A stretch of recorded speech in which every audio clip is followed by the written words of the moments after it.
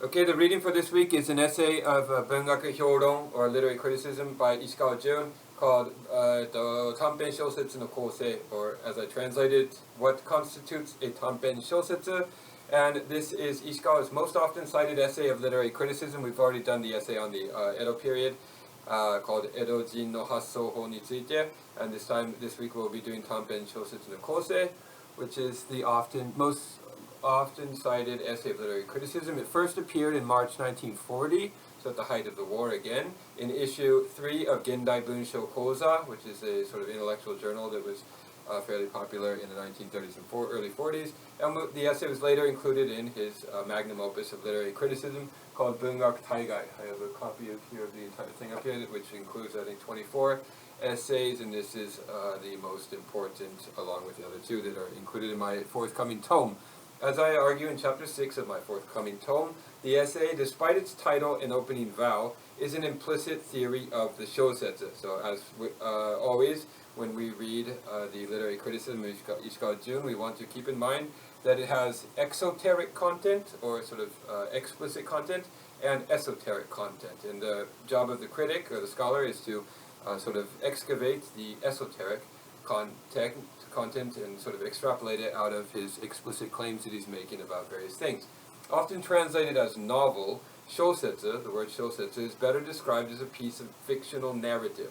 Tampen Shōsetsu, a modern neologism, usually translated as short story, is used rather idiosyncratically by Ishikawa to designate most works of modern Japanese fiction. So when he's talking about Tampen Shōsetsu, he's pretty much talking about everything written in Japan in terms of fiction from the Meiji period onward, because he finds very few examples of true or authentic Shōsetsu existing in Japan. He gives a few exceptions of those. One is Moriogai's short work called, I forget the title, and another word by Nagai Kafu called Shotaku, which is just a short 14-page sort of essayistic story that he regards as the beginning of the true Shōsetsu, but very few examples of true Shōsetsu exist in his view.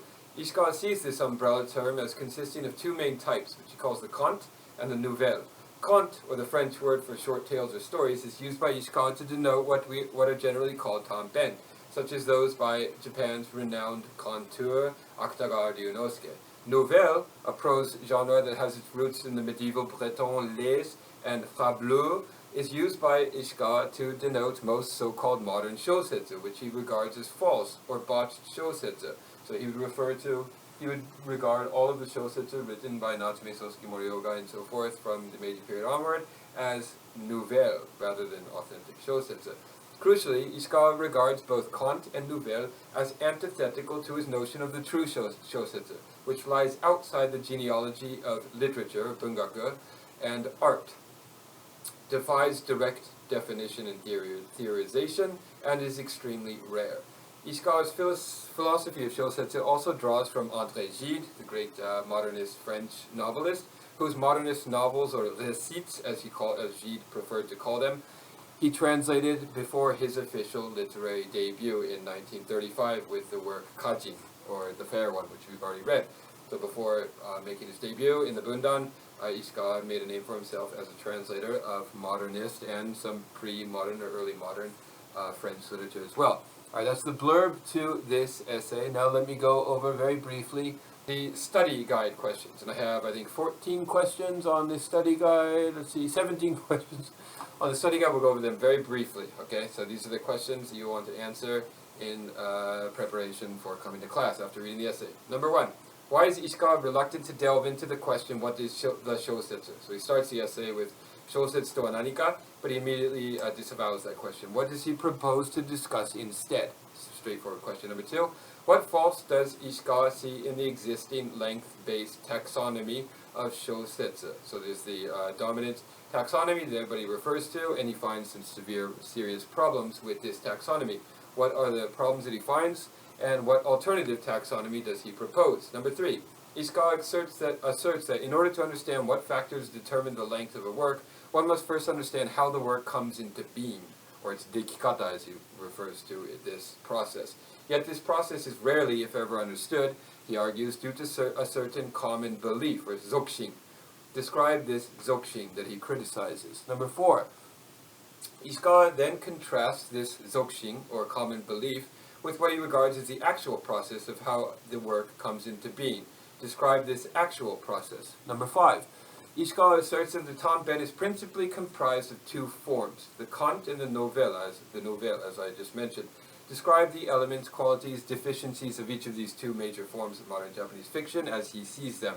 Why does he regard the Tampen Shōsetsu as, and namely its two major types, as inferior to the Shōsetsu proper, the true Shōsetsu, of which there are only a few examples? Number 6. What does Ishikawa mean when he says the novel and literature are today, or the Shōsetsu and literature, Bungaku today, are pitted against one another in a struggle to the death?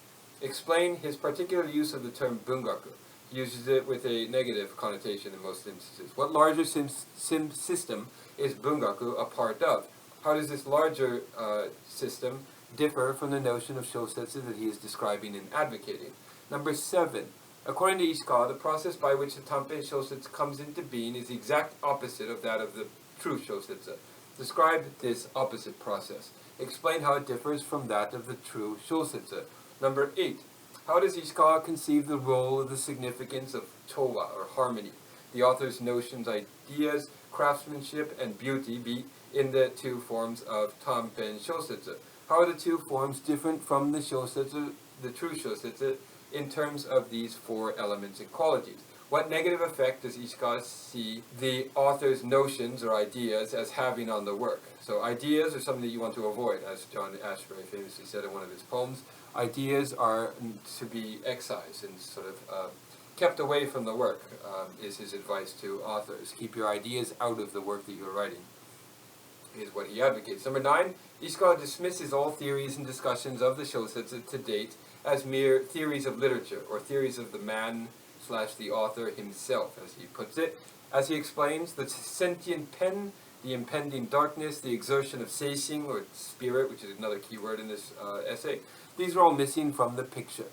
What does he mean by this? What does Ishikawa regard as the fundamental stumbling block that has prevented critics and writers from recognizing, positing, creating the Shōsetsu proper? Number 10. How does Ishikawa describe the role of the moral in the Nouvelle and the Conte? What kinds of morals are typical in such works, and in what manner are they deployed? Number 11. What does Ishikawa think of writers who aim to reproduce a slice of life in their work? Why does he dismiss theories of writing and theories of criticism that are based on the idea of the eye of the author? How does this relate to his anti-naturalist, or anti-sajitsu stance? Number 12. Explain Ishikawa's particular use of the terms geijutsu, art, and bungaku, literature. What are his motivations for wanting to wrest the Shōsetsu away from the matrix of the system of art/literature? Number 13. Ishikawa claims that the Shōsetsu, an invention of modernity, initially went through its own primitive stage, as he puts it. What does he mean by this primitive stage? What new technology came along to push the Shōsetsu out of this primitive stage? What does he see as the proper role of the voice or speech in the Shōsetsu? Number 14. Despite his initial intention to avoid the question, what is the Shōsetsu? Shōsetsu to wa nanika, as he starts the essay with. Despite this intention to avoid that question, Ishikawa repeatedly returns to it throughout the essay. And at the end of the essay, he even ventures a definition, a tentative definition, as he puts it. What is this definition? How is the definition framed in terms of the Shōsetsu as a self-reflexive medium, as I describe it in my tome? Number 15. Although Ishikawa believes that no so-called Tampen Shōsetsu can ever attain the status of a true Shōsetsu, he does acknowledge that many Tampen Shōsetsu contain certain Shōsetsu-teki bubun, as he puts it, or Shōsetsu-like parts. What are these parts? Explain them. How do these parts relate to his notion of ishiki sarezaru naiyo, as he put it in his other essay that we'll go over at some point. Bunshō no keishiki to naiyo, or form and content in writing, which is also, my translation of which is also included in this tome, and I discussed that essay in chapter 5 of my tome. Number 16. Explain Ishikawa's genealogy of the Nouvelle. Describe its 4 stages, namely, from the Ninjōbon to the model literature of the Kenyusha school to the quasi-naturalist novel, or what is sometimes referred to as Zenki Shizen Shugi, the early naturalism of the mid-Meiji period, and then finally the 4th stage of the Koki Shizen Shugi, or late naturalism, namely the I novel. So Ishikawa puts forth a very different kind of revisionist genealogy of the modern so-called novel in Japan, and he traces it all the way back to the early 19th century with the Ninjōbon melodramas from the second half of the Edo period. Okay, so most literary historians and sort of the conventional wisdom on this matter is to believe that there was a serious break in 1868 with the beginning of the Meiji period, and that all previous literature and literary genres and literary conventions and so forth were thrown away, and that Japan somehow started anew in the Meiji period. And Ishikawa takes issue with that view, and he argues that in fact there is lots of continuity, and that the modern Japanese so-called novel, or pseudo-novel as I call it in my tome, has its roots in the Ninjōbon, and it's an extension of the Ninjōbon is what he argues in that in this essay and elsewhere. What Meiji-era literary group made the Ninjōbon's survival possible in his view? And as I just mentioned, is the Kenyusha school. What are the essential features shared by these four phases of the Ninjōbon/Nouvelle lineage? What permutations occurred in the form's development? Does Ishikawa regard the final phase, the Watashi Shōsetsu or I novel, as a sign of progress or decline? Explain. And the final question, in the final paragraph of this essay, Ishikawa defines the so-called Tampen Shōsetsu as a middle ground between the two species concepts of the Shōsetsu and Bungaku, or literature, and also as all of the phenomena of the text. It ebbs and surges, appears and disappears, floats and sinks within this middle ground. Unpack this strange definition that he offers at the end in terms of what he has already discussed. There's a lot to go over there. We'll discuss everything, all of this, all the answers to this, and the ideas and so forth in class, and I will listen to your views on the subject. And now I am going to turn the microphone, as I always do, over to my assistant, Nicole, who will give, as always, a mellifluous, beautiful reading of my translation of this very difficult essay by Ishikawa Jun. Part 1. What determines the length of a work? What is a shōsetsu? No, wait. That is precisely the question I will try to avoid here. The topic I've been assigned is a so-called Tampen Shōsetsu, and so it seems we can assume the debate over the shōsetsu's essence has already been resolved and a tacit understanding has already been reached between theories and readers. I shall therefore forego a metaphysical inquiry into the essential nature of the shōsetsu and jump straight into a simple consideration of length. After all, anyone who attempts to pin down the shōsetsu's true nature and locate its universal standard form is bound to fall into a never-ending spiral of explanations that ultimately leads nowhere. And further, who needs to be told what a shōsetsu is?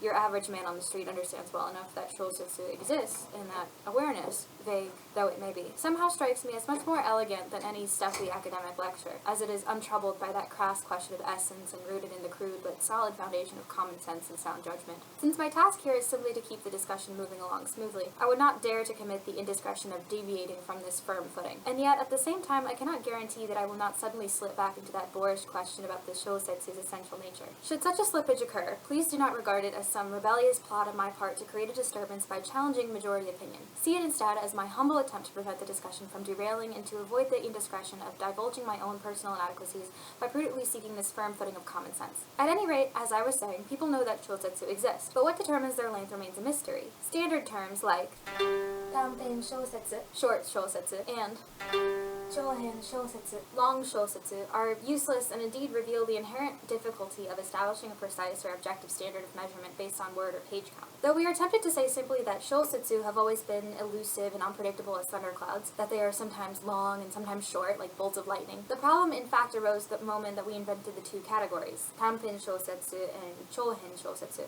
which both lay claim to the shōsetsu, and which are based on the sole distinguishing criterion of length. I have no clue who came up with these two categories or when, but when we try applying these terms to a number of works, it becomes clear their differences are not simply a matter of length. For instance, when we tend to regard Fyodor Dostoevsky's Demons, 1872, as a Chōhen Shōsetsu, long shōsetsu, and Anatole France's The Procurator of Judea, 1902, as a Tampen Shōsetsu, short shōsetsu, nobody believes that shortening Demons would suddenly transform it into a Tampen Shōsetsu, or that expanding The Procurator of Judea would make it a Chōhen Shōsetsu. We must never assume then that a mere change in quality will necessarily produce a change in essential nature. Here the two works are inherently different, and their differences have little to do with length. It seems our reliance on quantitative terms, such as long, and short, to express substantive differences has only added confusion to our conception of the Shōsetsu. Our first order of business, then, should be to rectify the familiar terminology and then proceed to revise the accepted theory of the Shōsetsu. But alas, my task here, for better or worse, is not to postulate a new theory of the so-called or long Shōsetsu, but simply to address the isolation in this outfit called the Tampen, or short Shōsetsu. Yet, having already broached this issue of length, let me at least say a few words about the factors that determine the length of a work. Every Shōsetsu, that is, every piece of narrative fiction, possesses a determinate length. This is a fact too obvious to bear mentioning. But what is not so clear is what determines the length of each work. Some will say the answer is simple, that due to various reasons, some works wind up long, while others wind up short. Others will argue that we need not overthink the matter, since a work's length is simply something decided by the editor's discretion. Still, others will insist that length is determined by subject matter, that when the author's subject is light, the work will be shorter, and that when his subject is heavy, the work will be long. Such opinions are all well and good, but they tell us nothing about how Shōsetsu actually come into being. Then again, all who plunge headlong into the question of Genesis are likely to inflict only a calamity upon the Shōsetsu, as they will no doubt impose upon the form a host of arbitrary laws and unwarranted regulations. Though I assure you that this is not my intention, all the same, I do think it would do us all good to run through the basis of how a Shōsetsu is created. When we stop for a moment to consider how spirit,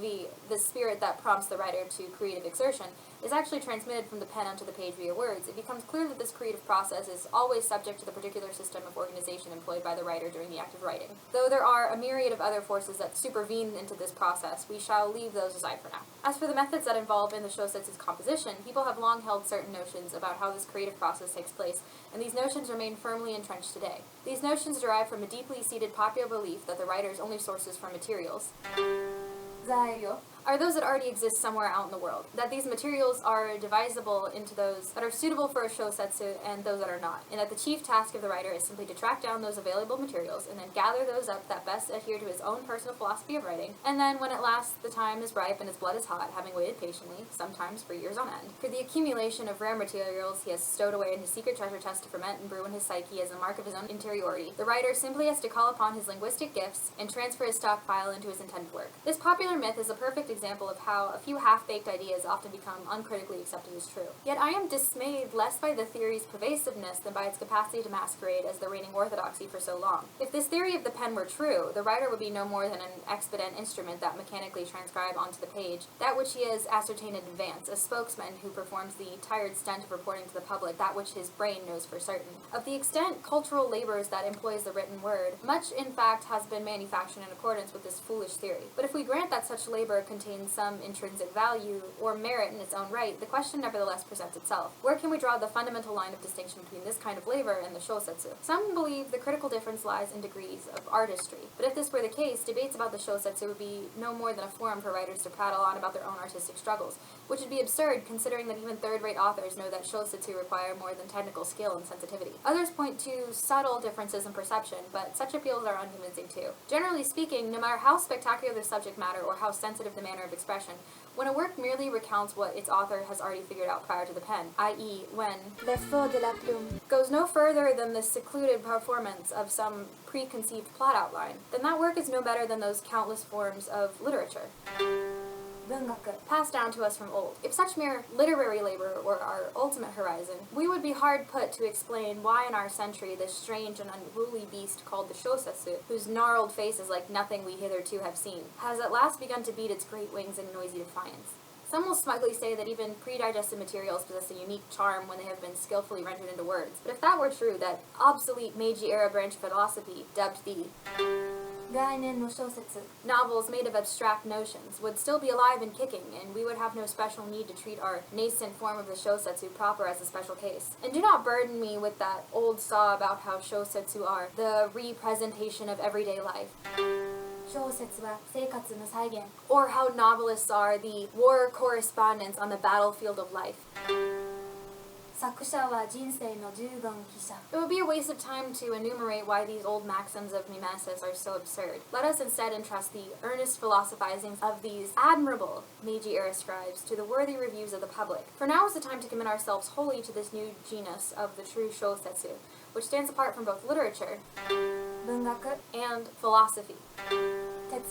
Before we venture into this new realm, I urge you to remember that my aim is not to force some presupposed principles upon the Shōsetsu, but rather simply to direct your attention to a wholly simple and common natural fact concerning its composition, a certain universal force that all of us writers today find ourselves experiencing. Recalling my previous description, consider once again the process by which the work comes into being. The correlation between the in-process work and the writer engaged in the act of writing it. The writer begins by taking up the pen. At this point, there occurs before him a clearing in which he, as Elaine discovered, begins to think with the pen. Although Elaine's phrase is much brooded about in literary circles, it has yet to sink in with today's writers, despite the fame of his theory of prose. Instead, what usually happens is the reverse. The act of thinking precedes the act of writing. Allow me to give an example. In our everyday lives, our minds are incessantly turning in an endless stream of thoughts about a variety of matters in a more or less random fashion. While walking, lying down, reading a book, chatting with a friend, burying ourselves in a busy world, or sitting in a solitary repose with legs crossed, and whether in a frantic, righteous, fragmented, or systematic manner. And so here we are, say, sprawled out on our own Davenport in our den, with some grand idea suddenly emerges out of the nebula of our wandering mind and instantly germinates, and moreover, let's say this idea contains within it a riveting plot that unfolds quickly into a series of highly dramatic scenes. At this point, many will assume that they have been bestowed with the seed for a Shōsetsu,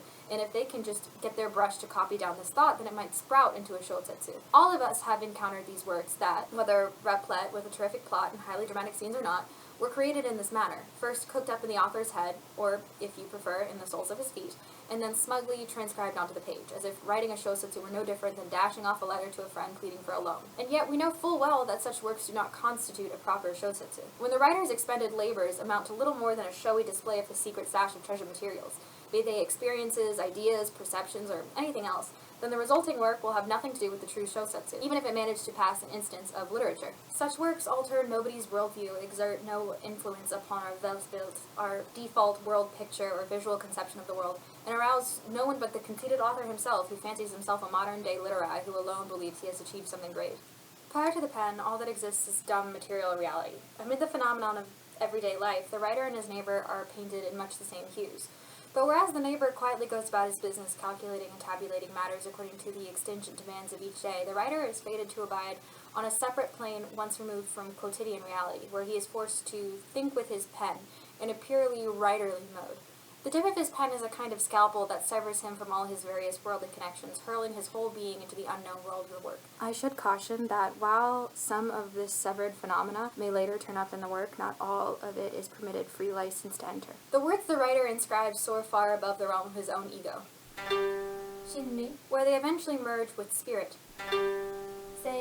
It is at this point that the writer, neither resting his pen to drum up some chic witticism that he will then transpose smugly onto paper, nor crudely forging some philosophic truism to later winnow through the filter of reason, begins to think through the pen, unprepared and unprotected, on the very limits of language. To wit, the writer always starts off without knowing anything. As for those who insist on hauling into their works the rotten leftovers of what they have long known for certain, they should never be expected to carve open any new worlds. I bristle at the idea that the writer's task is simply to beam a flashlight on the existing objects and entities of this world, and then quickly trace them over with his pen before the battery expires. Prior to the pen, the only thing the writer apprehends with any certainty is the thick murk before him. In fact, this perception of murky darkness is the only immediate sensation that the writer actually experiences in the course of writing. Thus, insofar as the path ahead is murky and obscure, the writer is never fully in control of the work. Or perhaps control is besides the point. The only thing the writer distinctly perceives is his own continuous effort, the aggregate effect of which is the world of his work. A common complaint about Dostoevsky's novel is that a new character will suddenly emerge halfway through the story, or that the work's main subject will abruptly veer off in an unsuspected and unforeseen direction. But even in this seemingly strange phenomena, there is, in fact, a judicious law at work. Indeed, every Shōsetsu worthy of the name masterpiece has charted this course. French philosopher Henri Bergson's notion that our memory exists not within the folds of our brains, but outside it, has long been a matter of common sense to the experienced Shōsetsu writer. For whenever a writer manages to turn out a few good lines, all the more so when those lines contain a reality of their own, then the stuff embedded therein will sprout upward on its own accord. The constituent particles of the emergent world will cling together as if a magnetic field had formed along the trajectory of the writer's striving exertion. These newly amassed particles will then converge and participate with the movement of the preceding pages, and this aggregate cluster will continue to advance and accumulate, prompting further development. At this point, what good are those raw materials that the writer had rounded up and stowed away in advance? People often say that the Shōsetsu is a living thing, yet it lives only within the accelerating movement of the work itself, a movement analogous to a sequence of waves. and this sequence of waves occurs precisely at the border where the imminent darkness begins. Though in our everyday lives we all prefer to have our feet beneath us, easily visible, that sort of illumination is not an option in the world of the Shōsetsu. By now, at least one thing should be clear. The writer whose awareness of everyday values, his worldview, Weltanschauung, was cast in the enlarged proportions befitting a titan, should not be expected to tread with ease into the realm of the Shōsetsu on such gigantic feet. In short, all Shōsetsu begin at the portal leading into the dark, and where they end, too, can only be within darkness. The Shōsetsu is not some convenient machine that promises to disclose some hitherto unknown model of the universe at the moment of its completion. The writer's creative exertion can depart only from a state of unknowing, at times catching a tantalizing glimpse of some speck of knowledge, at times abruptly disrupted before any knowledge is gained. Yet the fact of the matter is that this exertion must remain in continuous motion in order to perdure. The moment a Shōsetsu ends is the moment a writer's exerted effort has somehow exceeded the world of the in-progress work and hit upon some new, uncharted frontier. It is as though the optical phenomenon that we call the Shōsetsu comes into being while this effort spins around in orbit around the altar's Weltbild. His underlying pictorial completion of the world, probing for some yet unknown law or formula of the cosmos. The writer's own psychology is merely an impediment that obscures and obstructs the perdurance of his creative energies and efforts. And the less this authorial psychology intervenes, the better and purer the work will be koa shōsetsu. Generally speaking, what sustains the world of the work is not the author's individual ego, but rather this trans-individual substance called the spirit. The writer cannot merge with spirit except by serving his own ego, and it is only through confrontation with the real that the spirit can take shape and become manifested in the work. The only immediate sensation the writer experiences during the process of creation is that of looming darkness that appears before him. Yet no sooner does the world of the work start to appear than a small trip of expanding light begins to flicker at each new inch of this dimly unfolding world. Metaphors, especially blunt ones, are best avoided when discussing the Shōsetsu, but from a practical standpoint, I see no harm in likening the Shōsetsu to a sequence of waves or light or water. The world of the Shōsetsu is abruptly terminated the moment the writer's creative effort manages to extend beyond the world of the work, and the length of the work at this point of termination is equivalent to the length of that single protracted wave of light that unfolds as the writer weaves together these tiny particles called worlds. And what better way to describe the length of this single protracted wave of light than to say, recycling my earlier phrase, that it is determined by the particular system of creative organization employed by the writer in the act of writing. Though the specific patterns of these configurations are contingent upon a specific time and place, the writer can only become cognizant of these changing patterns by going back through this work once it is completed and surveying the traces. If you will allow me yet another metaphor, I shall liken the tip of the pen to an electrode that discharges a stream of electrons, for this should give you some indication of just how difficult it is to predict the exact configurations of this volatile electrical field. And the care comes when you realize that this unwieldy thing called the Shōsetsu is an even more unpredictable and unruly phenomenon than electricity. Clearly, my description so far has revealed little about the Shōsetsu's true essence, but then again, that was never my goal to provide such an explanation. Instead, I have sought only to show how even the most cursory description can render it even more obscure and further confound the whole discussion, and also to show how broader questions about the subtle workings of language, evaluations of specific works, and so forth are a separate set of issues altogether. My aim has been simply to give a brief account of the common quantitative measure of length, while taking no account of questions of the Shōsetsu's essential nature. For this reason, I have deferred all inquiry into the singular qualities of individual works, and have also refrained from making the impotent assertion that even a Tampen Shōsetsu can achieve the status of peerless masterpiece. Keisaku. Only an unscrumptious fool would claim that his heap of scribblings constitutes a proper Shōsetsu simply because of the number of pages. Still, we would all do well to know that a certain minimum length is imperative for a Shōsetsu to be a Shōsetsu. Though little more than a sweeping generalization, my explanation, in its own sweeping way, should provide you with some insight into how a Shōsetsu comes into being, and also establish that which determines its length is embryonically rooted in that very process. This is, of course, not some brash claim to an original discovery on my part, but rather only a modest attempt to reawaken and reconfirm that strong, if nebulous, commonsensical understanding of the Shōsetsu that you, dear readers, have long possessed. Now I shall proceed to my main argument. Just note that the so-called Shōhen Shōsetsu, or long Shōsetsu, is still outside my jurisdiction, and with regard to those splendid short works under 200 or 300 handwritten manuscript pages written in accordance with the process I just described, I shall hereafter refer to this type as Mijikai Shōsetsu, or a bona fide Shōsetsu that just so happens to be short. Our present topic of discussion, however, is not the short Shōsetsu proper, Mijikai Shōsetsu, but rather that peculiar outfit called a Tampen Shōsetsu. Are these two types really the same? To assert that they are would be to commit ourselves once again to meaningless taxonomy. But in fact, the situation compels our interest precisely because these two terms do not match up. Indeed, most existing Tampen Shōsetsu open deftly the creative methods of the Nijikai Shōsetsu from their very first lines. This may sound like a contradiction in light of my statements thus far, but I ask that you bear with me, for these next few pages should make it clear that this detour was not entirely unjustified. Let us now explore then the defining features of this Tampen Shōsetsu. Part 2. What constitutes a Tampen Shōsetsu? Some thoughts on the term. In Japan, the term tampen, in the taxonomical use of this adjective, short, first came into widespread use in the Meiji period. The term was probably introduced as a translation of the English term short story. I'm not sure when the term first appeared in the Anglophone world, but it must have been well after the establishment of the French terms roman, nouvelle, and conte. By after the establishment, I mean after those three terms acquired the meanings they carry today. Since the so-called tampen seems to consist mainly of two types, the nouvelle and the conte, I shall take these as my starting point, leaving them aside the roman for our purposes here. Brevity is an essential condition of neither the nouvelle nor the conte, but we can usually predict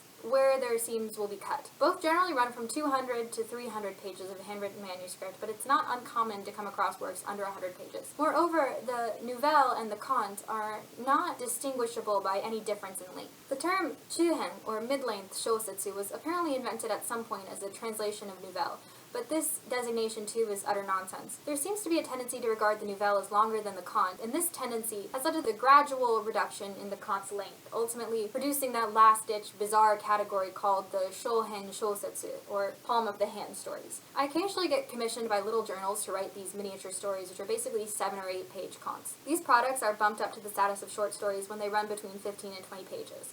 Just what sagacious gentleman of leisure came up with this arbitrary system of classification, I do not know, but it is truly an idiotic system. After all, even a quick glance at Gustave Flaubert, 1877, will show you that the conte is not limited to 10 or 15 pages. Though I just stated that contes generally run between 200 and 300 handwritten pages, in fact, there's no need to bind ourselves to these numbers, and we shouldn't be surprised to discover a conte that runs upwards of 500 pages. Nevertheless, we would all do well to note the simple fact that both contes and nouvelles are constituted in such a way as to never continue beyond a certain prescribed length. Should any of you get it into your heads to write a 1,000-page conte, by any means, have at it, but I can assure you that you will not make it very far. And if, by some miracle, you make it to page 1,000, I will wager again that the fruit of your labor will no longer bear any semblance to the conte. But perhaps such blanket statements don't sit well with some of you. In that case, allow me to offer 2 tentative definitions.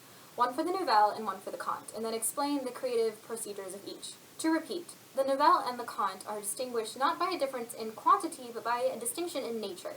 Our present task would be far easier if we could simply prop up a definition of each type, explain their respective qualitative differences, and then conclude that this umbrella term, Tampen Shōsetsu, consists of these dual strands. But the trouble is that even such attempts at qualitative differentiation often prove useless, so we are in perpetual danger of bringing disorder and confusion to our discussion of the Tampen Shōsetsu through our own stubborn biases. Anticipating this future confusion, I shall offer the following 2 definitions.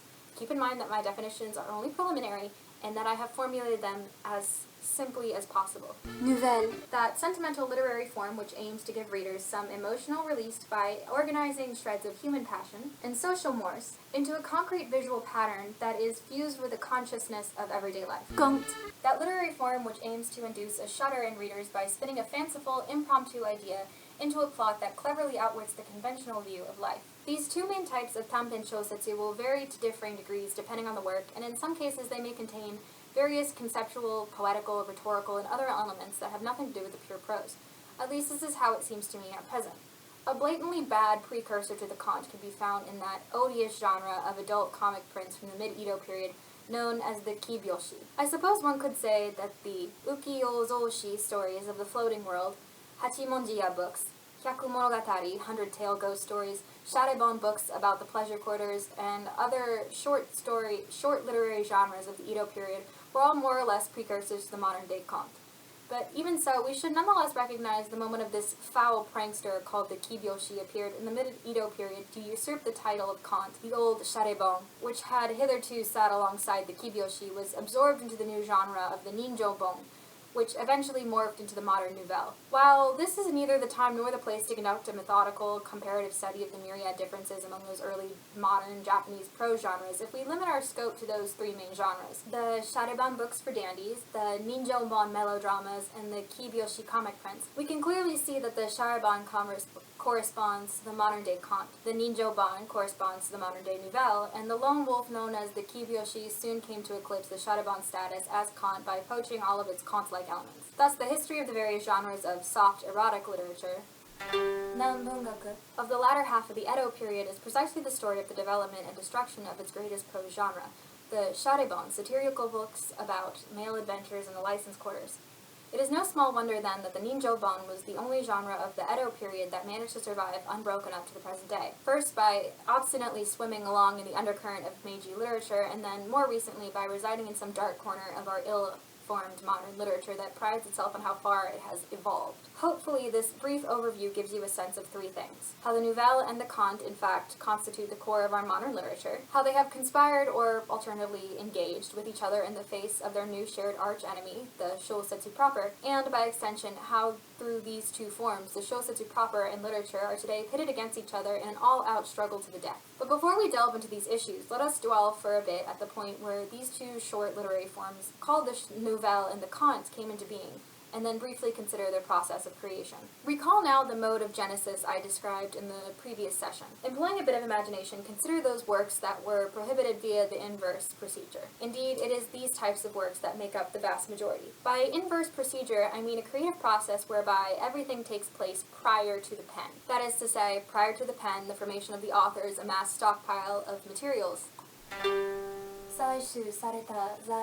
in his own psyche conspire together as he waits for some external impetus to prompt him to write. The plot comes into focus, the motifs start to take form, then, having already concocted the blueprint for the world of his work some time ago, perhaps on the tip of his distinguished nose, the author finds himself in a state of elation, giddily admiring his own sublime artistry that has somehow managed to bring everything together in his hot palm that dashes across the page in frantic search of one fashionable phrase after the next, while making no real effort with his pen, which remains diffused and scattered. Anyone who follows my two tentative definitions and strives to produce two works in this matter I have prescribed will soon enough have before him a prototype for the Nouvelle and a prototype for the Conte, irrespective of the author's intelligence and the work's quality. But before he rejoices at having discovered that these two Tampen Shōsetsu types are really so easy to produce, know this: even the most elaborately designed Nouvelles and Contes are doomed to mediocrity so long as their actual substance was conceived prior to the pen. Again, I shall refrain from making the contrarian claim that the great works among them are an exemption to this universal rule. When a Nouvelle or Conte does truly achieve the status of a peerless masterpiece, its greatness has nothing to do with the elaborate designs and plottings of its author. Rather, a peerless masterpiece is something that bursts forth suddenly and without warning, regardless of the author's own designs and plottings. So long as a writer can keep his pen moving forward, he may someday have the good fortune of turning out a masterpiece in spite of himself.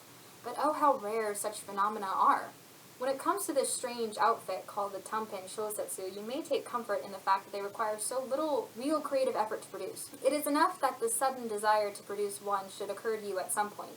Indeed, this mysterious force called inspiration, so highly esteemed in the past, still beats its wings over both the Nouvelle and the Conte. Imagine how easy our task would be if we could also turn out authentic Shōsetsu simply by riding atop its borrowed wings. And so, whatever designations we employ, whatever taxonomy we adopt, and whether we are talking about the Conte or the Nouvelle, we can be certain of one thing. The world represented in the Tampen Shōsetsu is always the kind of world whose every constituent part, down to every last minutiae and pinpoint detail, is under the complete control of its author. The Tampen author, master of his domain, whether in cool composure or a state of frenzy, sets about to write only after he has safely prepared from the outset some clever final punchline or tear-jerking scene. The safe course of his pen has been decided and mapped out from the start, as if the wooden stakes have been planted to guide him along with its endpoint already fixed. Consequently, it is only natural that the resultant work should be precluded from extending beyond a certain length. Every form and species whose very mode of genesis has barred them from continuing beyond a certain length get lumped together under this generic catch-all term, Tampen Shōsetsu. In all of these forms, the author does not take any risks. He does not think with the pen, as Elaine exhorted. Rather, he simply allows his pen's movements to be directed by certain abstract philosophical notions and concepts that he has tucked away in his bosom pocket for incubation and breeding. Instead of carving out a new world inch by inch in the darkness ahead, he coolly waits for the borders of some promised land to become visible beyond.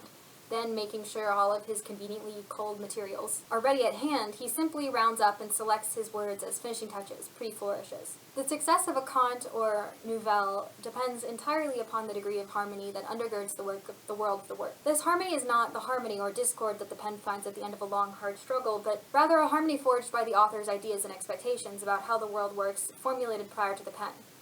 This harmony is then mechanically poured into the work, itself the mere snapshot copy or simulation of that preconceived harmony. Harmony exists prior to the work's completion, avant la lettre, as it were. It never comes into consultation with the pen, but instead merely stands ready inside the author's brain, assuming it is the brain that performs this function, waiting to be called upon to lock the work into place. This is why the author's particular modes of seeing and living will always instantaneously disrupt and distort the world of his work. We often hear readers speak glowingly of an author's personality, saying how it is precisely so-and-so's noble character that makes his work so rich and dignified. Yet this sort of logic, in fact, cuts both ways, for readers can be unflattering as well, saying, for example, that while an author's work may be very cleverly written, his immature, naive, or boring personality makes them unreadable.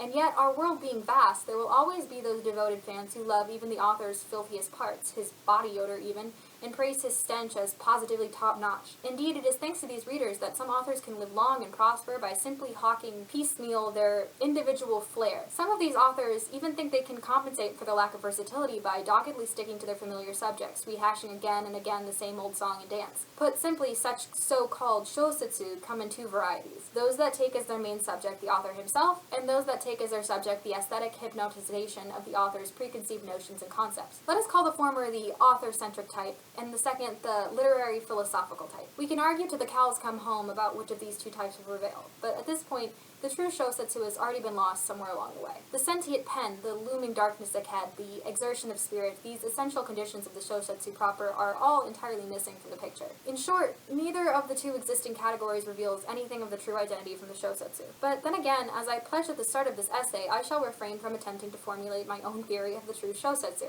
So let me instead use this opportunity to offer a simple warning. Insofar as the proverbial eye of the author goes no further than the facile perception of everyday life, then it is dangerous to assume that this same eye can also perceive until the realm of the Shōsetsu. If you are inclined to boast about how acute your eyes have become and how refined your writing has grown through a combination of personal toil and study, then you also should have realized by now that the Shōsetsu continuates an altogether separate universe from our everyday visible world. So how then are these two issues, harmony and length, related in the two types of the so-called Tampen Shōsetsu? I have no desire to discuss this relation at length. In fact, I'm not even sure there exists anything especially deserving of the name relation.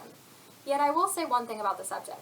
When the writer attempts to impose some preconceived lexical aesthetic gestalt onto that which he has already apprehended, that which he has already assembled in his head and has a unified world, this will inexorably give rise to a quantitative restriction that prevents his work from exceeding 200 or 300, or at most 500 handwritten pages.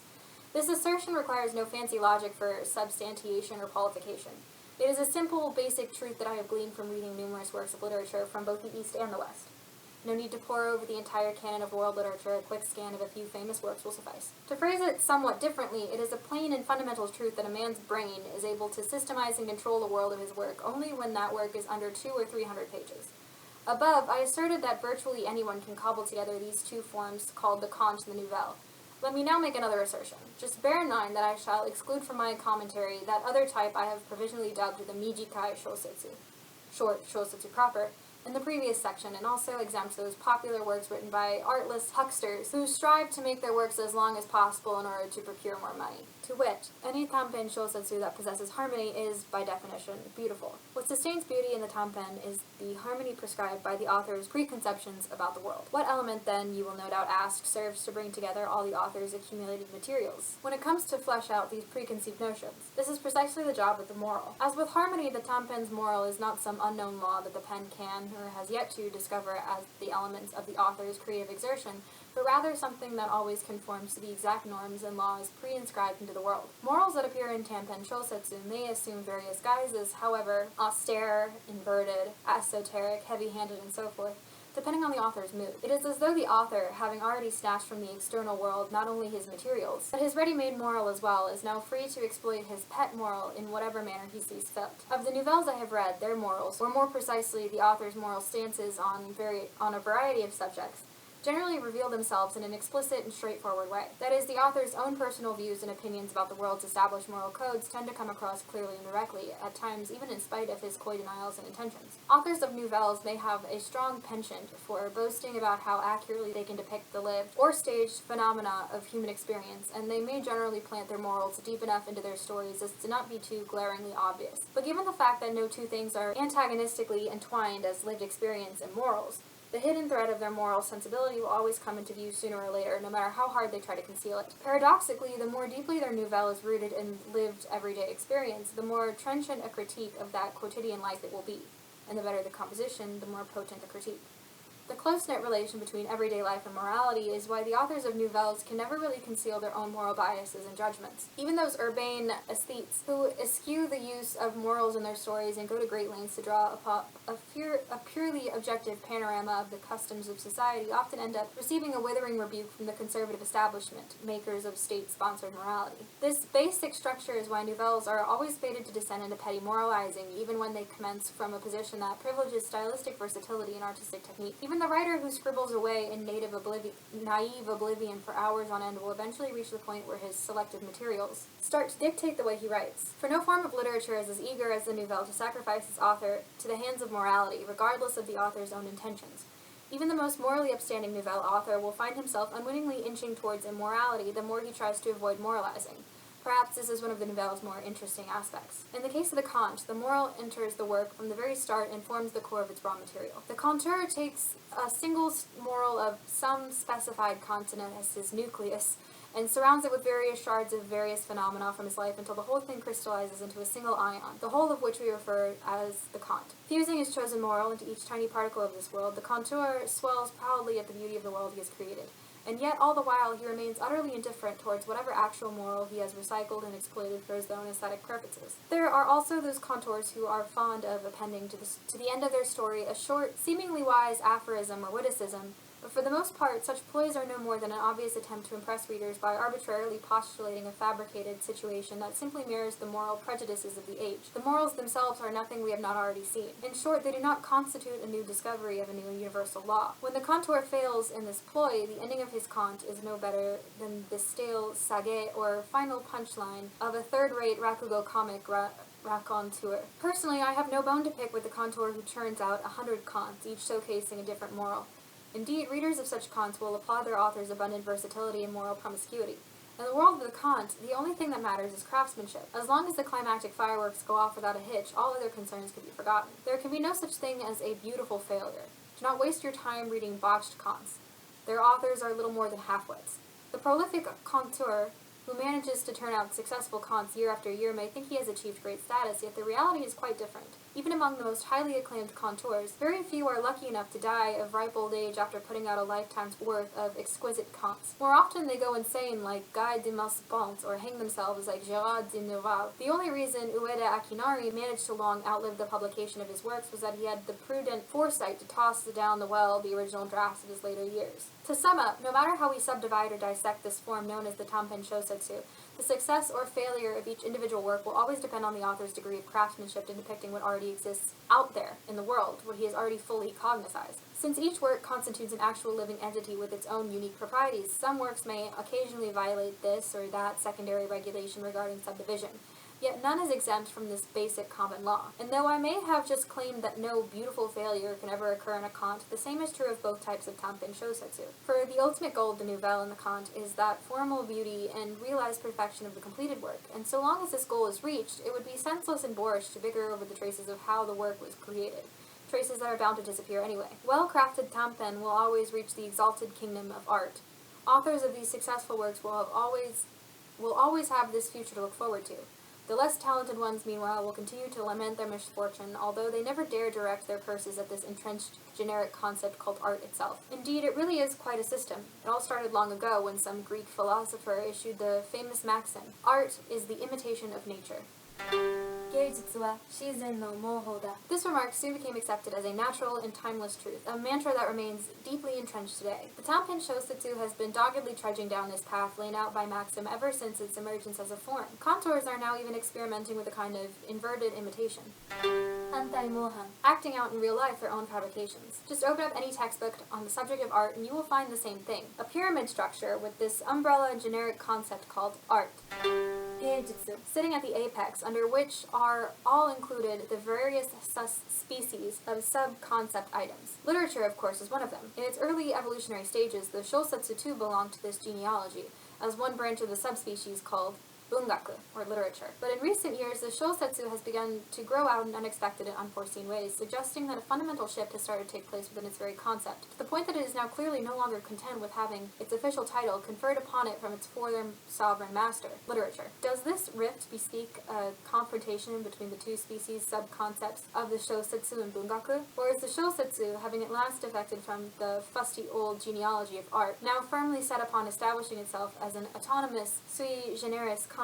Though I shall leave aside such questions for now, I will note that it does seem reasonable to keep the two types of tampen under the rubric of literature, given that, even today, their practitioners still aspire to the lofty status of art. And indeed, those writers who piously contrive to portray a slice of life in 50 pages should not hesitate when calling themselves artists. Just know that once the discussion has degenerated to this point, their works no longer have anything to do with the Shōsetsu proper.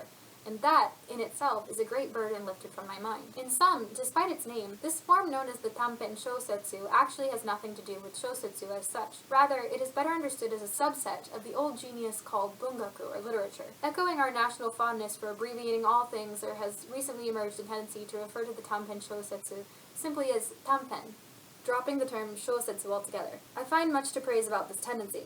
You will no doubt wonder, then, whether this means that the bond between the tampen and the Shōsetsu proper has finally been severed once and for all. Not quite, for the two cannot be sundered so easily. There are three reasons why they can never be severed. First, the fraught relationship between the Shōsetsu, narrative fiction, and Bungaku, literature, is far too old and complex. Second, the Tampen Shōsetsu is still of great consequence as a species that came about while the Shōsetsu was still in its infancy. And third, that other form that I have provisionally dubbed the Mijikai Shōsetsu, a Shōsetsu proper that happens to be short, is inextricably intertwined with the tampen. It is at this point, when we have confirmed their fundamental inseparability, that the really interesting discussion begins.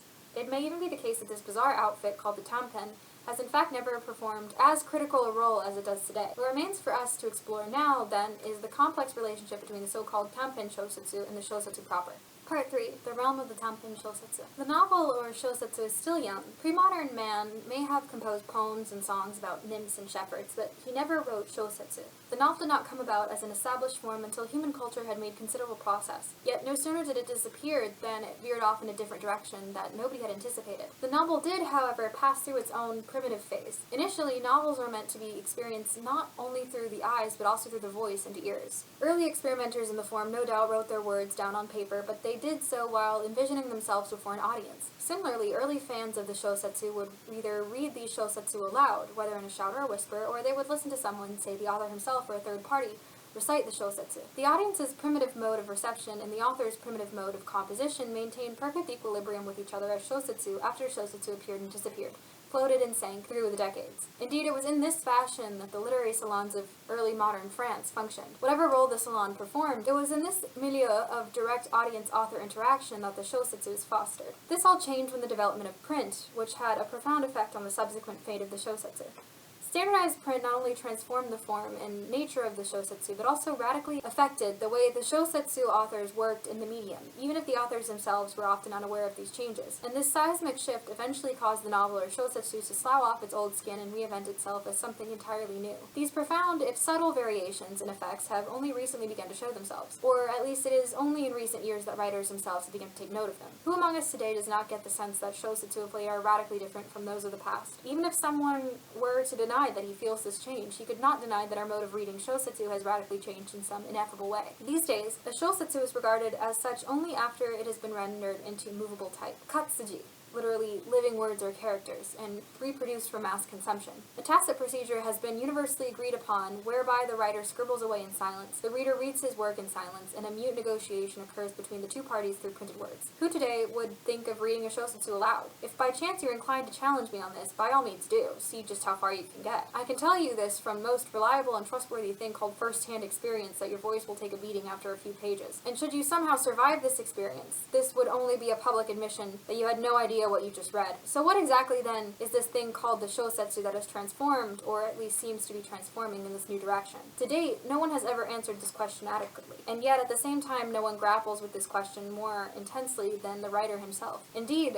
it is this very question that drives us to write. What we call the Shōsetsu is precisely that which comes about from the writer's efforts to grasp the Shōsetsu's true nature. We may never come to understand the novel or Shōsetsu's true nature, yet we already know a great deal about this outfit called the Tampen Shōsetsu. We already know, for example, when the form first came into the world, at the start of the 19th century, short after the French Revolution. This periodization remains fixed no matter how many antecedent works are cited. It was in these late decades of the 18th century that the Tampen Shōsetsu first established itself as a distant, autonomous form. Any earlier short works that you might want to submit for admission as short stories can only be done so retroactively. Just remember that length alone does not qualify a work as a Tampen Shōsetsu. There is no point in arguing, for instance, that the relatively short Tsutsumi Chuga no Monogatari, Tales of the Riverside Middle Counselor, written in the 11th century, or the short Ukiyozoshi prose works of Ihara Saikaku, which predate the Napoleonic era by more than a century, should be regarded as a Tampen Shōsetsu. It would make for a much better literary study to trace the movement of the myriad prose forms of Japan from the days of Saikaku to the present. But since this is neither the time nor the place to conduct a full literary history of those short prose forms of Japan, the following simple point will have to suffice for our current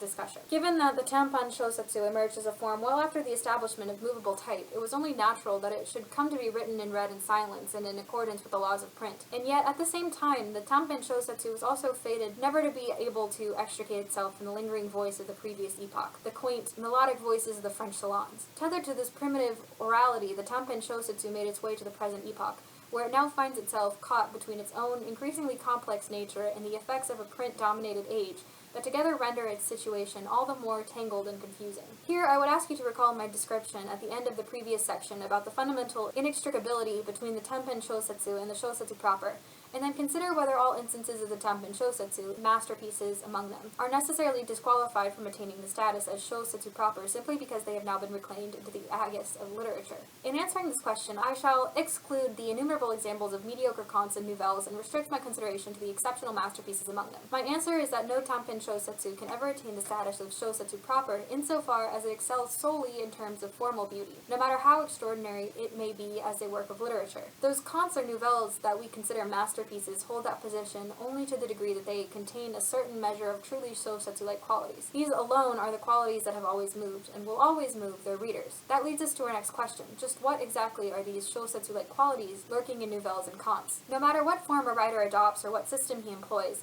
the moment he commences to write, he cannot escape being punished by the ironclad laws of the pen. We may summarily disregard that scraggly band of mediocre writers whose fates are bound together by loose karmic ties. The good writers of every epoch are those who quickly learn to rely not on some borrowed form or adapted method, but on the unconscious working of the pen itself. That pen that is the conduit through which they all at some point begin to think. To put this somewhat differently, even those writers who subscribe to the method I explained in section 2 of this essay will at some point inadvertently switch over to the method I described in section 1. It is precisely at such moments that we can feel the writer being yanked along by his pen, with the result that he sometimes finds himself clutching at God's feet or Satan's tail. The sections of work produced in this way will have attained the height of the true Shōsetsu, even when they are ensconced within the Nouvelle or the Conte. Moreover, in the case of the truly great writers, even when they are working in the medium of the Tampen, the entire work itself, and not just some scattered Shōsetsu-like parts of it, will at times end up achieving the status of a bona fide Shōsetsu even when its author had originally set out to create a work of mere literature. Here again we see that the great writers are never really conscious of their own methods. Today, we may be far more conscious of these laws of the pen than writers of the past ever were. And yet, to our great inconvenience, this fact does not make it any easier for us to produce a masterpiece.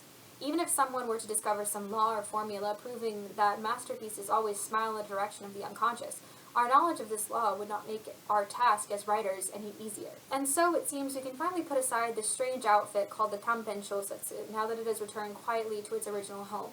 that old subgenre of art called literature, where it shall linger on indefinitely. All of its poetical, oratical, and other non-pure prose elements will neatly break down and return to their natural home, allowing only its pure prose elements to remain. Though it will split cleanly into two halves, the Shōsetsu proper in literature, or Bungaku, whereupon this newly distilled pure prose will suddenly be lifted and transported into the former as if some unknown cosmic force had. But alas, it is precisely because this form cannot be divided so easily that the reality of its situation is so amusing. For even as the Tampen Shōsetsu surges forward as an undivided whole in a constant swirl, its atoms simultaneously spinning and recoalescing, that other worthy form I tentatively dubbed the Mijikai Shōsetsu, which resembles the former only in the terms of quality, starts to flicker into view, rendering the whole situation doubly or triply complex to the layman's eye. Yet it is precisely at this point that the untrained layman's eye, and not the eye of the well-trained expert, proves itself more insightful, more shrewdly capable of perceiving the actual truth of the situation. Thus, we must drop the term Mijikai Shōsetsu altogether and simply call it by its true name, Shōsetsu proper. Once again, we have confirmed that length never mattered much in discussions of the Shōsetsu anyway. In the case of the Tampen Shōsetsu, the issue of length was simply the case of publishers announcing from time to time that so-called long Shōsetsu or Shōhen Shōsetsu are no longer fashionable, whereupon market-conscious authors would respond by putting out a spate of shorter works. Yet we must not assume that Shōhen Shōsetsu qualify as authentic Shōsetsu simply because the Tampen has at last returned, at least in part, to its native home. The domain of literature, Bungaku, in fact, the vast majority of Shōhen Shōsetsu are no more than sordid, thickly colored melodramas that belong in the lowest rungs of literature. When you ask publishers whether this exchange applies only to works of literature, they will insist that it applies to all Shōsetsu. And when you ask whether their notion of Shōsetsu belongs to the domain of commercial literature, they will assert that what they are talking about is none other than pure literature itself. Whatever designation they use, the mechanism of this commercial exchange has long been tried, and tested. Writers continue to churn out works in a similar vein. Publishers continue to promote them lavishly. Readers keep buying and reading them, perhaps less lavishly. And for better or for worse, this established business arrangement constitutes the current situation of literature in Japan today. Though there are some who malign the practice, the general consensus is that our literature is in good shape.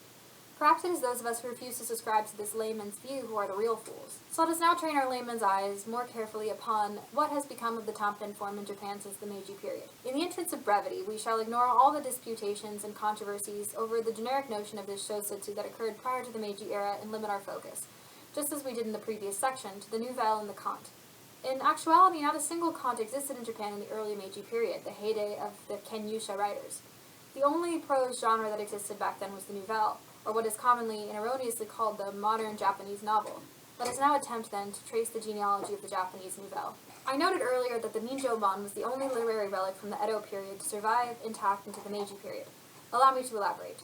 Whatever cosmic changes the Ninjōban underwent, this melodramatic genre was the only legacy passed down from the Edo period in terms of actualized literary works. No need to count on your fingers all the outstanding writers of the Edo period, whom you regard as more distinguished than Tamenaga Shunsui, and tote up a list of their works.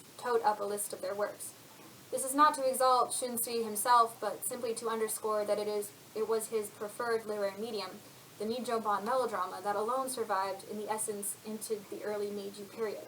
Nor need we obfuscate the explanation by hinting at all possible reasons for the form's survival. The Ninjōban survived for 4 reasons. First, its own historical era was so close to ours. Second, its influence as a popular form was still making itself felt in the late Edo period. Third, the human passions, or ninjo, and social mores and manners, or fuzoku, that constitute its main materials, including in particular the language employed, were still alive in early Meiji. And fourth, the Weltanschauung of its writers closely resembled that of the Kenyusha school of the Meiji period. It is in this way that the Kenyusha writers were the true heirs of the literary genre of the Ninjōban, a genre that depends entirely on external materials, or zairyo, drawn from everyday life. The Kenyusha writers' main materials can be divided into 3 types: human feelings, social customs, and the romanticized view of human character, concomitant to these. In the final analysis, the principal achievement of this literary movement, which marked the birth of Japan's first truly modern voice, was the uncanny ability of its writers to compose narrative passages in a slangy vernacular that matched the dialogue passages, something that had not been done before. Although they flat out rejected the term ninjōban, adjusted their main materials and backgrounds to fit the times, and acquired some knowledge of foreign languages, their popular nouvelles showed no special deviation from the Ninjōban love stories of previous eras. However, they did display an extreme singularity in 2 other regards. First, they made it their mission to hunt and gather raw materials from everyday lives with the specific goal of writing Shōsetsu through their literary exertion. And second, they openly flaunted this divine mission as their own original discovery. In short, what the Kenyusha school writers self-consciously invented was none other than that life-mirroring mode. In short, what the Kenyusha school writers self-consciously invented was none other than that life-mirroring mode known as model literature, or modoru bungaku.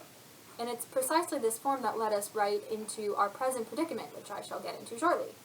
Thus, in the second half of the Meiji period, there has begun to emerge a new hermeneutics of literary materials. By this, I mean that the erstwhile dominant subject of human feelings and social customs came to be replaced by reality in everyday life, and the sentimental idealizations of human character came to be supplemented by the everyday individual and his psychology.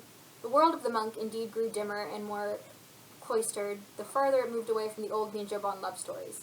It was as though the Japanese Nouvelle, as I call it, which had always been a species of zairyo bungaku, or materials-dependent literature, had somehow foreseen the coming furor that European naturalism would soon cause, instinctively intuiting its influence even before its arrival. Then, just when naturalism began to arrive with its new notions and methods, the Japanese Nouvelle suddenly acquired a formidable self-confidence that impelled writers to make the following tacit public pronouncement. We hereby declare that the seikatsusha, the occupant of everyday life, who today both constitutes the main material of the work and more and more performs the role of the protagonist, shall henceforth always be identical to the author, and we vow never to fabricate or sensationalize when describing our own personal misconduct and mental life. By the Taisho era, from 1912 to 1926, this newly forged brand of European naturalism was already beginning to exhibit hysterical symptoms as writers began to describe with increasing agitation, and always in the first person, the affairs and fits of their protagonist, delineating the locus of responsibility so that readers would immediately understand what this watashi, or ik, and the author himself were categorically identical, with the ultimate effect that such frenzied works would soon come to constitute their own independent subset of literature. As a result of this shift, Japanese literature was presented with a golden opportunity to partake in the great literary upheaval that was still transpiring in the West, thanks in large part to the singular invention that it had laboriously forged, namely the so-called watakushi shōsetsu, or I novel. Since it is not my purpose here to trace the history of this new and unprecedented event called the Shōsetsu, I shall limit myself to a brief description of the major twists and turns that occurred in the countless nouvelles written between the late Edo period and today. As I just described, the history of the Japanese Nouvelle, or at least the popular conception of that history, developed through four phases: the ninjobon romances of the late Edo period, the so-called model literature of the Kenyusha school, the quasi-naturalist works, and finally the so-called I novel, or watakushi shōsetsu. One would do well to approach each stage of the Nouvelle's evolution while bearing in mind that its main materials steadily increased in variety and scope. The technical skills of its authors grew more sophisticated with time, and it eventually came to exhibit an increasingly diverse range of lengths. But what then became of the Conte during this period? The Conte had first appeared as a form in Japan in 1915 with the publication of Moriogai's Tales from Various Countries. There is no point in arguing that any Conte existed in Japan prior to this. Of Ogai's many remarkable achievements, it was his Tales from Various Countries that had the profoundest effect on Japan's most prominent writers of the day. The magnitude of this work's influence can be gauged from the fact that not a single writer worthy of receiving its influence turned to writing Conte full time. To be sure, many writers began dabbling in the form, yet none attempted to satisfy the whole of his novelistic exertion, his hankering to write a true shōsetsu, exclusively through the medium of the Conte. Perhaps this was because writers of the day unconsciously had their hearts set on crafting a shōsetsu proper at some point. As for the little-known secret that it was the Conte rather than the Nouvelle that spurred the Meiji Taisho writers in the direction of the shōsetsu, I will not go into any reasons here. Yet, paradoxically, the centrality of the Conte's role yielded no fortunate results for the Conte. The majority of conteurs were hopelessly inept. They eventually either switched over to the Nouvelle, sank into the fusty pedantry of literature, or floundered miserably in their endeavors and gave up altogether. Those who managed to make it all the way into the authentic shōsetsu were a rare few indeed. In fact, the Conte appears to have dissolved almost immediately after it entered the post-Meiji literary scene, as its innumerable scatterings of stories were soon swept away in the overwhelming deluge of nouvelles. As a result, the Conte pattered on without ever forming a single autonomous novel. There is no use wondering why this was the case, for the same thing happened to its progenitor, the Shōdebon chapbooks of the Edo period, when the Sharaban of Santo Kyodan and his cohorts was likewise pulled into the opposite direction and absorbed into the Nijōban. Well, it's hard to single out a handful of representative nouvelles since there are so many formidable tours de force. One is just as hard to locate a single representative conte. And this despite the fact that they number in the thousands, including among them many charming works, and boast among their practitioners scores of celebrated authors. The reason for this is simple. There is not a single conte that bears any real struggle or effort on the part of the author. As far as I can tell, there is only one great work among all the existing contes, and yet this particular masterpiece has not even been ascribed the label of conte, nor was it written by a member of the literary establishment. The work I refer to is none other than Yanagita Kunio's One-Eyed Rascal, published in 1917. To call the ethnological research of this erudite gentleman a conte would undoubtedly provoke the ire of many a critic. Yet I cannot help but make the prediction that Yanagita's One-Eyed Rascal will, as a conte, outlive any of those written by Akutagawa Ryūnosuke, who is often regarded as our nation's greatest conteur. We have now reached the end of this third section, and I have nothing to offer by way of conclusion. My description has gone no further than a simple debriefing of the current situation of modern Japanese literature. I shall therefore sum up this modest report by offering a simple but practical definition of the term Tampen Shōsetsu. In general, what we are talking about when we talk about the Tampen Shōsetsu today is two things. A middle realm between the two separate domains of the Shōsetsu proper in literature, or Bungaku first of all, and any work that floats and sinks within the intermediary space. I would only add that, owing to the particular situation of Japan today, one who talks about the Tampen Shōsetsu or Tampen is no doubt referring to what I have been calling the Nouvelle, a subset of literature, or Bungaku, that ranges anywhere from 20 to 100 handwritten manuscript pages. Okay, Nicole, thank you for the wonderful mellifluous reading of a very, very difficult work of Bungaku Hyoron, or literary criticism, which in my view is one of the top 5 most important works of Bungaku Hyoron of the 20th century. It's a sort of revolutionary way, it offers a revolutionary way of conceptualizing the entire history of modern Japanese literature, and kind of points out its defaults and its flaws and so forth. And we will discuss more about the essay in class. I will see you all then. Goodbye. Thank you, Nicole. Thank you. Bye-bye.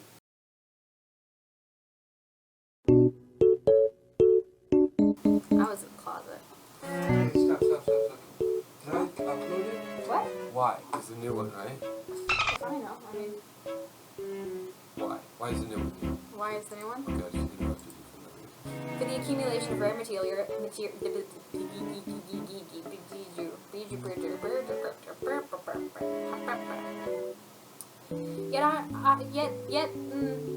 What am I? Exert no influence upon our Weltbild. What does that mean?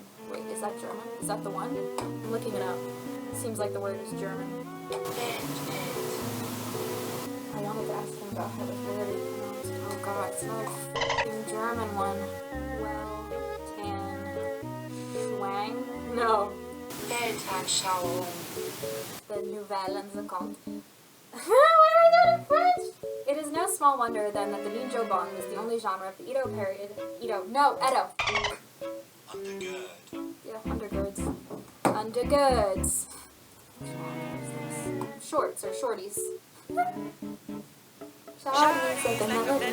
What's Shawty doing? 4 pages, my ass. What? Don't get mad at me. 4 pages? Two more. This is 2 more pages. This is almost a 2-hour recording.